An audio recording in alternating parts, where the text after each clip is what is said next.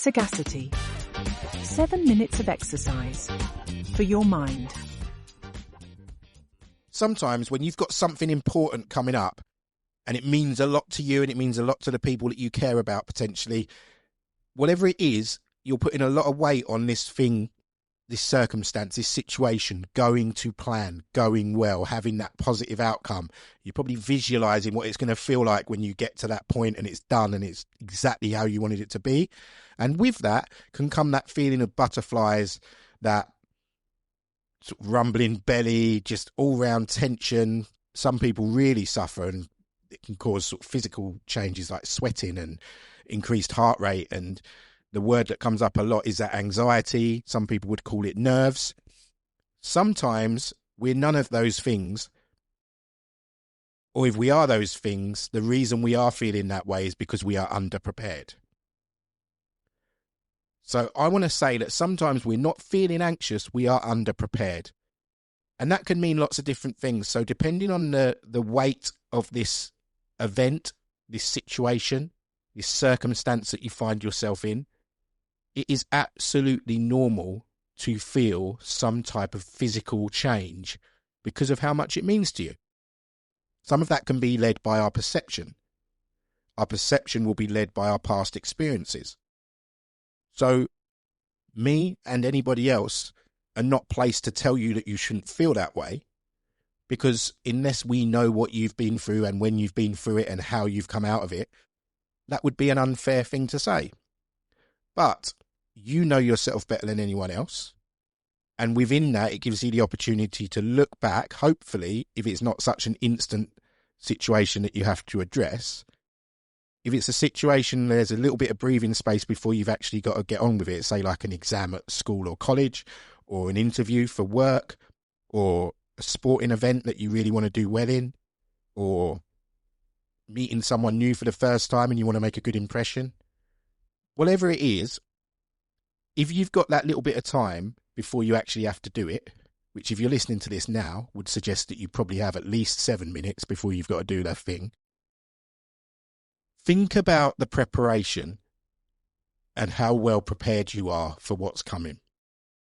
Sometimes when you think about it, you have done everything that you could within reason, considering the resources you have available, the time you have available, the amount of understanding and experience you have in the thing that's coming up. When you look at it and zoom out and think about what you've done up to that point, you might find that you've actually done everything that you can on this first attempt, and therefore be proud of yourself and take some of that anxiety, for want of a better word, away and go into it knowing that you've done everything well preparing for this moment. This ties into something that I've heard on a podcast where a psychologist was speaking about some of the common traits within the high performers that he's worked with over the years. A lot of the high performers that he's worked with are elite sports people, but they're not all sports people, but I'm going to use sport as the analogy to describe what this guy was saying, because it made a lot of sense to me. He said that the physical appearance and the way that some of these sports stars conducted themselves when they walked into their arena of sport, whatever that may be, was often received by others as an arrogance and a cockiness, as we'd call it over here in the UK. It wasn't that. He described it as a trust in their work. The work they had put in all the way up to that point, to the finest detail, was everything that they could have done, with the appropriate adjustments made along the way when they couldn't do what they originally wanted to do, with the right people plugged into it when they needed support from the right people. The humility to ask for people's recommendations and thoughts on some of the process. And that allowed them to walk out into their arena knowing that whatever comes out of that performance, they've prepared extremely well. And that allowed them to walk tall, proud, and confident, that someone who doesn't understand that and doesn't live their life like that would see as arrogance, would see as cockiness. Now, this is individual, and there's some people that just purely are arrogant and cocky, and maybe their work doesn't justify them being that way. But when it comes to you, and this is all about you and using these other experiences to help shape your journey, if you know that you've done a really good job preparing for an exam or an assessment or an interview, if you remind yourself of that and remember that you've done that, you will probably reduce the amount of tension inside of you when you go in to do the next most important bit, which is deliver all of the work that you've done before you're preparing to communicate it.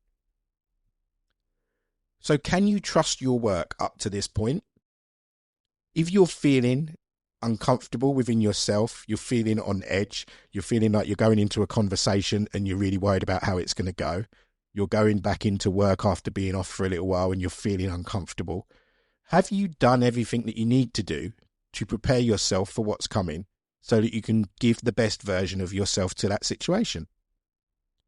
If you're going into a new environment, let's say you're going into a gym for the first time, if you haven't taken the time to look into that place and look at its social media content and look up at the layout of the place and find out what's there, you will probably miss the beats and miss the opportunities that fall in front of you. And if you stick at it, you'll find them in the end.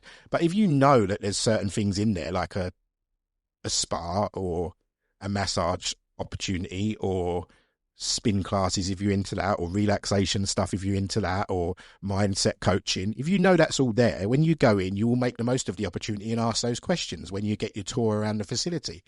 If you go in blind, you'll be on edge because you won't know what's coming and you won't have anything to talk about, so you'll feel a little bit of a spare part. So there's lots of different ways in which preparing yourself well without getting obsessive and making another problem for yourself, but just being well prepared will reduce the amount of tension within you. Call it anxiety, call it nerves, call it whatever you like, but you can ask yourself that question. Am I nervous? Am I anxious? Or am I underprepared?